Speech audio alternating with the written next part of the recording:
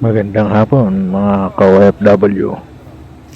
Ito po, nakatapos na naman tayo ng maghapon para sa AC package unit replacement. Yan.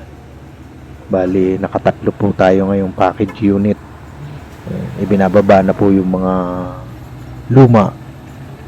Tapos, naisampa na rin po yung ibang bago. Ayan, meron pa pong isa na natira. So, sa kabilang bahay naman po yun. Kasi medyo pahirapan po yung pagsasampa. Sa itaas, ayan, napakataas po. Bali po yan ay binababa na yung luma para mailagay naman yung bago. Ito po ang buhay ng mga OFW dito sa Saudi Arabia. Yan, binababa na po siya. Yan po yung luma po yan.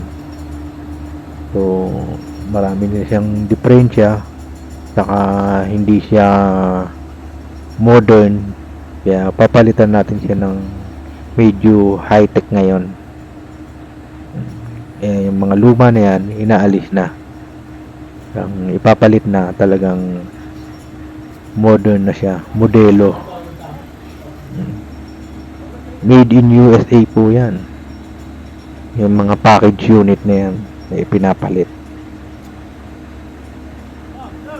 Talagang masisiyahan ka naman sa lamig at sa serbisyo ng mga AC na bago ngayon.